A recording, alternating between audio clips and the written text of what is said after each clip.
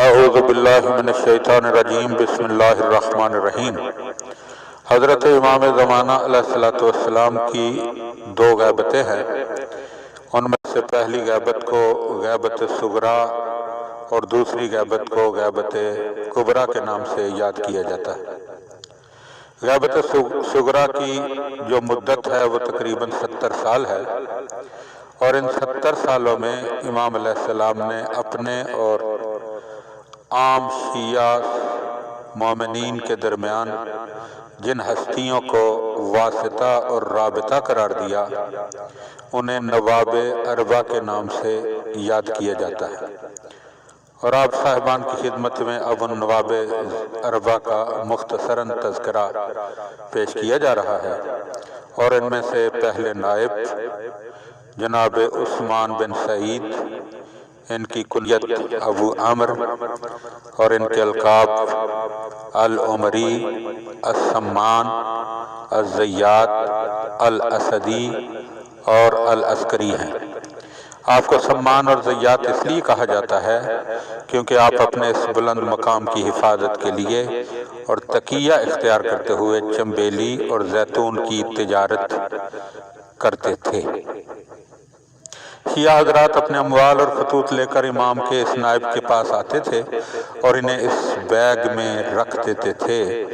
جس میں انہوں نے چنبیلی رکھی ہوئی تھی، تاکہ کسی کو پتہ نہ چلے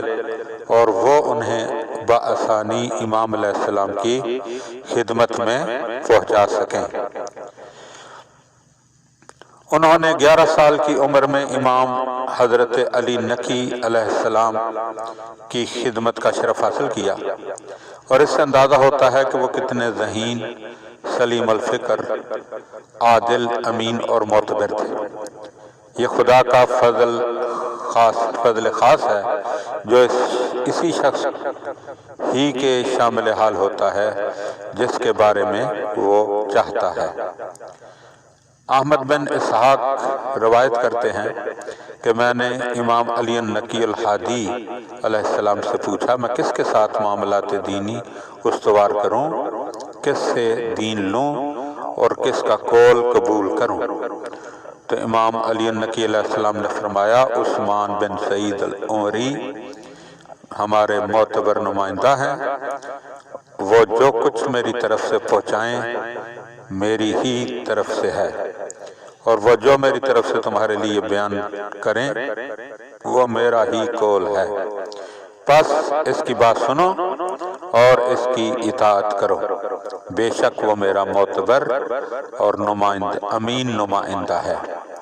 امام علی نقی علیہ السلام کی وفات کے بعد خدا نے امام حسن عسکری علیہ السلام کا نائب ہونے کا شرف بھی عثمان بن سعید عمری کو بخشا۔ امام حسن عسکری علیہ السلام نے ان کے بارے میں احمد بن اسحاق سے فرمایا، عثمان بن سعید العمری اور ان کا بیٹا دونوں معتبر ہیں، پس جو یہ دونوں میری طرف سے بیان کریں وہ میری ہی طرف سے ہے، اور جو میری طرف سے بتائیں وہ میرا قول ہے،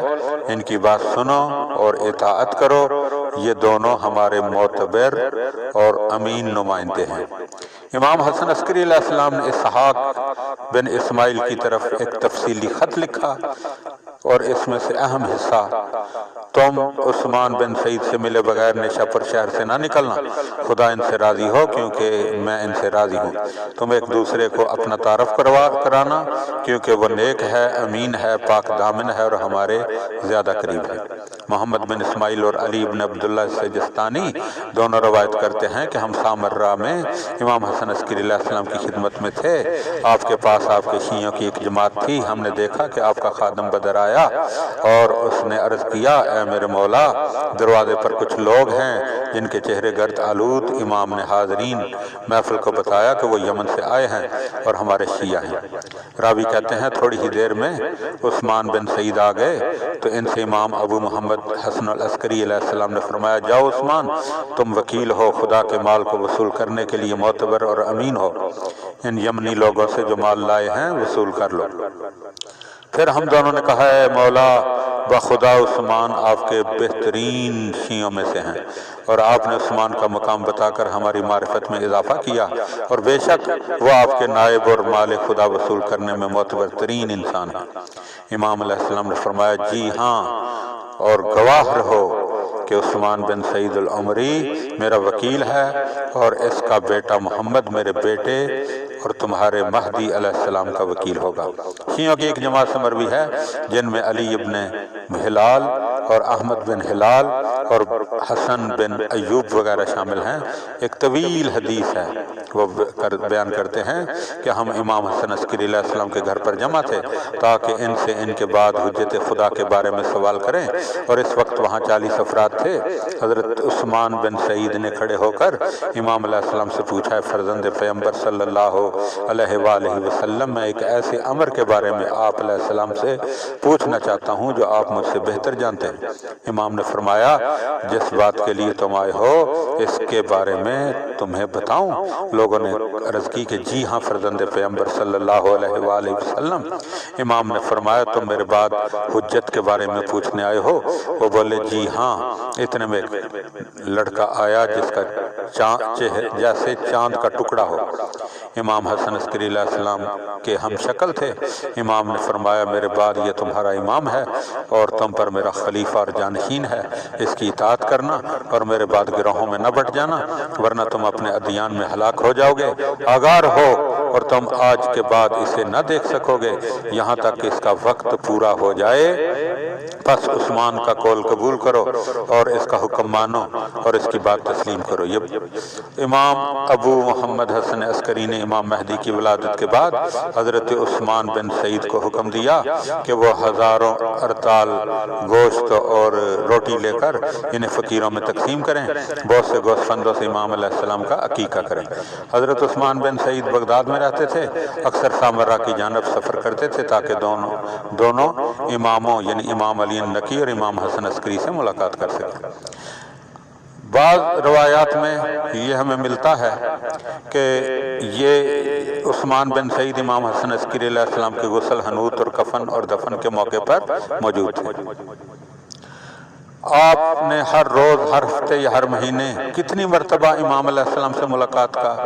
شرف حاصل کیا، یعنی 12ویں امام سے، اور ان ملاقاتوں کی کیفیت کو بھی خدا ہی خوب جانتا ہے، جبکہ لاکھوں شیعہ اس شرف سے محروم تھے، اور امانت و مصلحت کا یہی تقاضا تھا۔ حضرت عثمان بن سعید اس ملاقات والے راز کو دوسروں پر آشکار نہیں کرتے تھے تاکہ راز راز ہی رہے اور رازدان کے ساتھ دفن ہو جائے۔ ایک روایت میں آتا ہے کہ عبداللہ بن جعفر نے ان کے ساتھ ملاقات کی اور قسم دے کر پوچھا کہ کیا آپ نے اپنے امام کی زیارت کی ہے؟ تو ان کی آنکھوں میں آنسو آ گئے اور پوچھتا ہوں کہ جنہوں نے تمہیں امین و معتبر بنایا ہے، کیا تم نے ابو محمد کے بیٹے صاحب الزمان کو دیکھا ہے؟ تو یہ رو پڑے اور عبداللہ بن جعفر پر شرط عائد کی کہ وہ اس کے بارے میں کسی کو نہ بتائیں جب تک میں زندہ ہوں، اور فرمایا کہ میں نے انہیں دیکھا ہے۔ اللہم صلی